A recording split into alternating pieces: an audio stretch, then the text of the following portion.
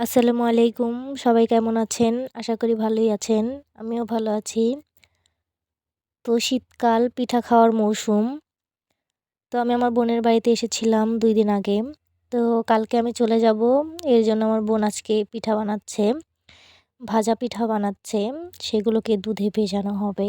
অনেকে এই পিঠাকে পাকন পিঠা অথবা তেলের পিঠা বলে। তবে আমাদের এখান দিয়ে এগুলোকে ভাজা পিঠাই বলা হয়। তো এই যে পিঠা ভেজানোর জন্য দুধ জাল করা হচ্ছে। আর এখানে এই গুড়গুলো আগেই জাল করে নেওয়া হয়েছিল। দুধ আর গুড় দিয়ে চালের গুঁড়িগুলোকে মাখিয়ে নেওয়া হচ্ছে। তো ওগুলোকে ভালোভাবে মেখে নিতে হবে।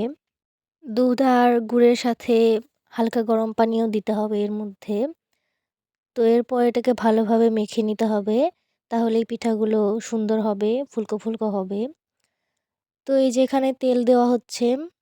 অনেক তেলেই ভেজে নিতে হবে, না হলে ফুলবে না।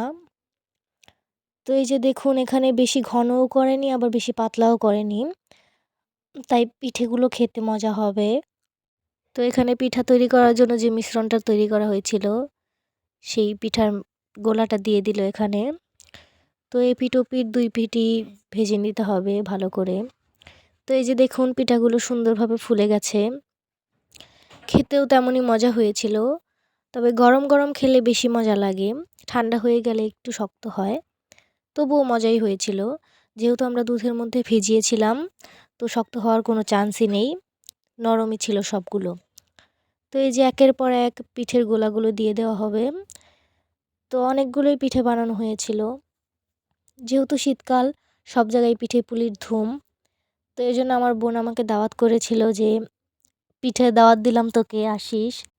তো কয়েকদিন ধরে আমাদের মন মেজাজ একটু খারাপ। কারণ আমাদের পেজের রিচ খুব কমে গেছে এবং ফলোয়ারও কমে যাচ্ছে।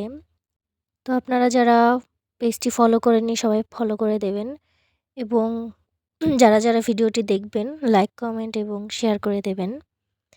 তো আমাদের পিঠেগুলো ভাজা শেষ। এবার যে প্রথমে গরম করে নিয়েছিলাম দুধটুকু, সেগুলোর মধ্যে পিঠাগুলো ভিজিয়ে দেব। গরম, গরম দুধের মধ্যে গরম, গরম পিঠা ভিজিয়ে দিলে একদম নরম হয়ে যাবে। মানে পিঠাগুলো একদম গলে যাবে। খেতেও মজা, মুখে দিলেই গলে যাবে।